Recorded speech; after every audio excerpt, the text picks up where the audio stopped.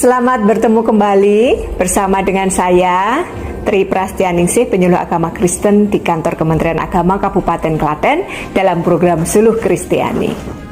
Sahabat Suluh Kristiani, tanggal 1 Juni diperingati sebagai hari lahir Pancasila, dasar negara kita.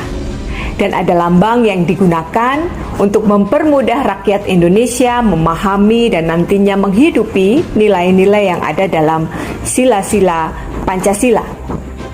Demikian juga dalam kekristenan, ada banyak lambang yang digunakan untuk mempermudah umat Kristen memahami, memaknai iman percayanya. Apa saja lambangnya, lalu apa maknanya, kita akan belajar bersama. Pancasila merupakan dasar negara Republik Indonesia.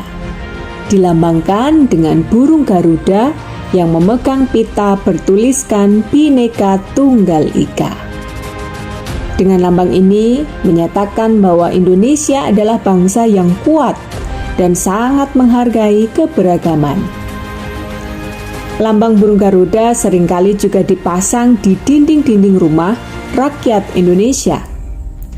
Harapannya, setiap orang yang melihat lambang ini akan mengingat untuk selalu menjunjung tinggi dan menerapkan nilai-nilai Pancasila dalam kehidupan sehari-harinya.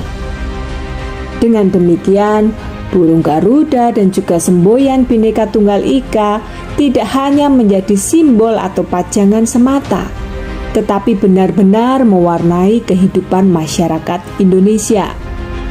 Nyata dalam sikap hidup setiap rakyatnya yang menjunjung tinggi ketuhanan yang Maha Esa, saling menghargai dan menghormati sebagai wujud kemanusiaan yang adil dan beradab, menjunjung tinggi persatuan Indonesia, mengutamakan musyawarah mufakat dalam mengambil keputusan sebagai bentuk demokrasi, serta menjunjung tinggi keadilan sosial.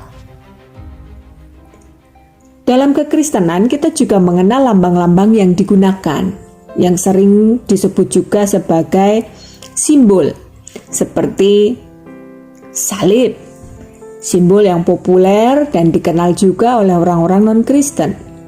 Ketika melihat lambang salib, orang bisa menyimpulkan bahwa yang menggunakan lambang itu adalah orang Kristen. Bagi orang Kristen Protestan sendiri, salib melambangkan pendamaian melalui pengorbanan Yesus di kayu salib demi menebus dosa manusia. Lambang kasih Allah akan dunia. Kolose 1 ayat 20, 1 Petrus 2 ayat 24. Selanjutnya ada lambang atau simbol roti dan anggur yang dihayati sebagai lambang tubuh dan darah Yesus yang telah dicurahkan atau dikorbankan untuk menebus dosa-dosa manusia. Yesus sendiri mengingatkan agar para murid melakukan perjamuan dengan memecah-mecahkan roti dan menuangkan anggur untuk mengingat Yesus sebagai korban tebusan dalam menyelamatkan manusia.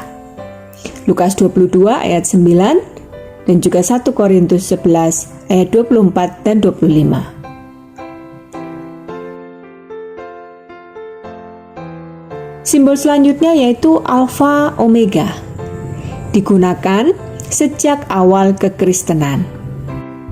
Mengambil huruf pertama dan terakhir alfabet Yunani, Alfa dan Omega, yang diturunkan dari pernyataan Yesus sendiri, Wahyu 22 ayat 13. Aku adalah Alfa dan Omega, yang pertama dan yang terkemudian, yang awal dan yang akhir. Selanjutnya ada simbol abu. Dalam Perjanjian Lama, abu digunakan pada masa perkabungan, ditaburkan di atas kepala. Ratapan 2 ayat 10. Dalam perkembangannya, abu dimaknai sebagai lambang kefanaan yang mengingatkan bahwa manusia hanyalah debu yang mudah hilang dan penuh dosa. Pengolesan abu di dahi pada peringatan Rabu Abu mengajak umat untuk merendahkan diri, mengaku dosa, dan melakukan pertobatan dalam hidupnya. Ada juga lambang ayam jago, sebuah lambang yang mengingatkan kepada Petrus, salah satu murid Yesus yang menyangkalnya sampai 3 kali sebelum ayam berkokok. Engkau salah satu dari mereka. Kami tahu dari logat bicaramu. Kemudian Petrus mulai mengutuk dan bersumpah, Aku tidak kenal orang itu. sesaat kemudian ayam berkokok.